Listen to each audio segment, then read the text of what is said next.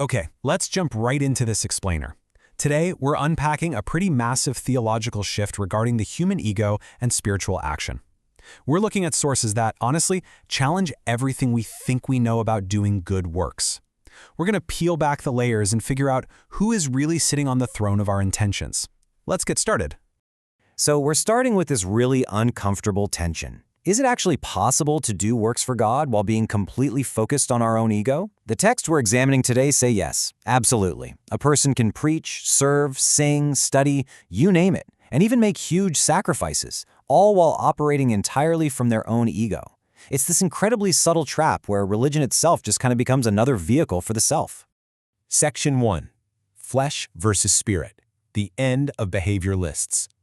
Okay, so to really get this, we've got to redefine the flesh, or what the original text calls sarx. A lot of people think it's just about physical sins, right? But it's not. It's fundamentally the human being operating from themselves, totally cut off from any dependence on God. It's when the ego insists on being the ultimate source. That is exactly why the works of the flesh include things like rivalries, jealousy, and factions. Because the flesh is obsessed with who's right, who gets recognized, and who's in charge. But on the flip side, let's look at the spirit. The spirit is a human life acting as an open, receptive, and guided channel for God's life.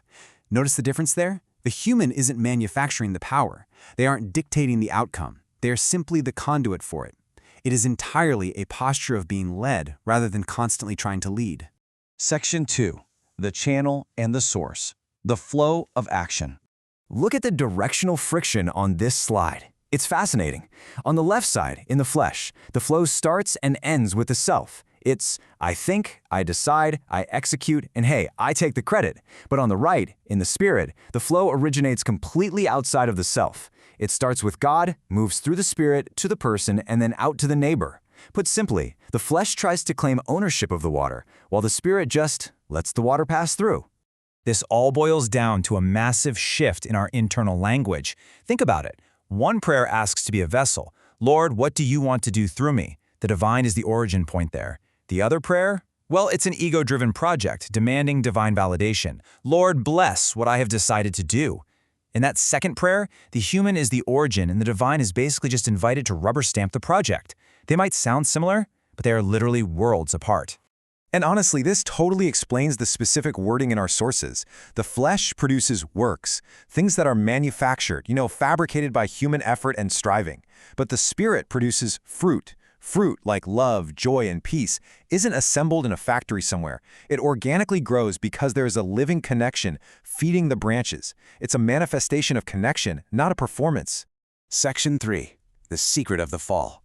How the ego regains control. Now we've got to face a hard truth presented in the text.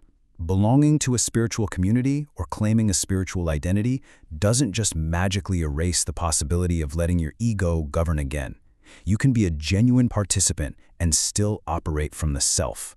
Basically, having a new source available doesn't mean you automatically stop drinking from the old one. Here's where the trap hides.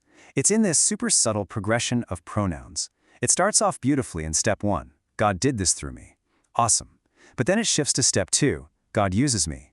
Then step 3. I am someone God uses. And finally, you hit the ultimate trap in step 4. God needs me to do this. Wow. Do you see that shift? The channel slowly falls in love with its own function, and it begins to imagine itself as the source. It totally forgets that it is merely a conduit. Which brings us to this stark warning. The greatest spiritual danger isn't just falling. It's falling and continuing to believe you are standing because you have confused what God did through you with who you actually are. Past spiritual experiences, deep knowledge, impressive gifts, none of that guarantees present maturity, and it definitely doesn't guarantee immunity to your own ego. Section 4. Requirements of the true channel.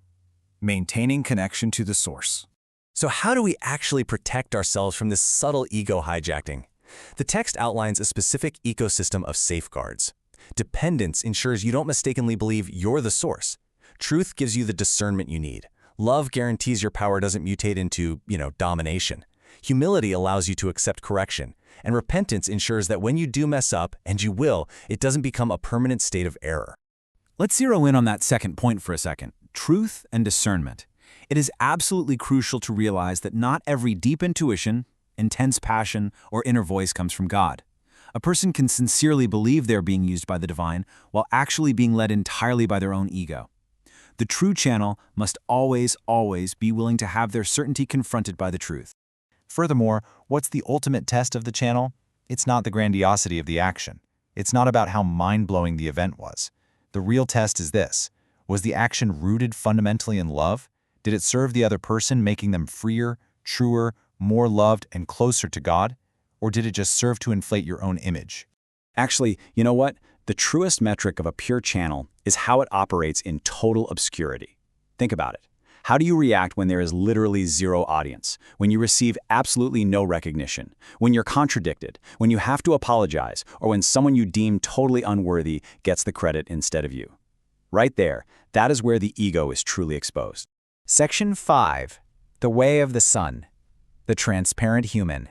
This brings us to the climax of our explainer. According to our sources, the phrase Son of Man is vastly more than just a historical or biographical title for Jesus.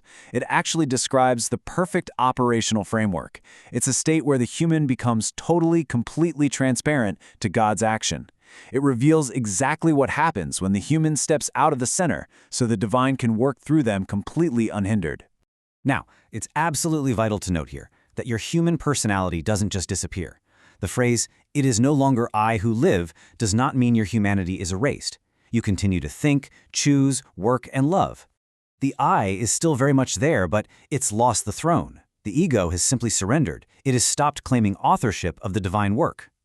Making this reality requires a profound three-part shift.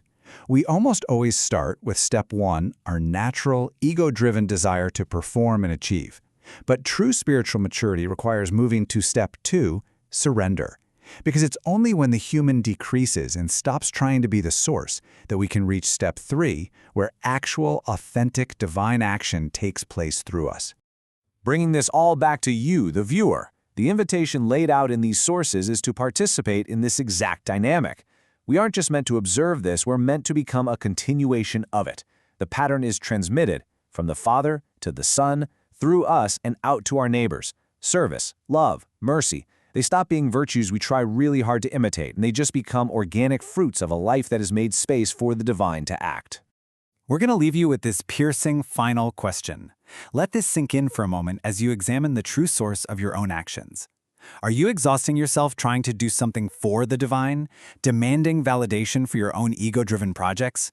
Or are you simply stepping aside, acting as a clear, dependent channel, and allowing the divine to do something through you? It's a question that changes absolutely everything. Thanks for watching.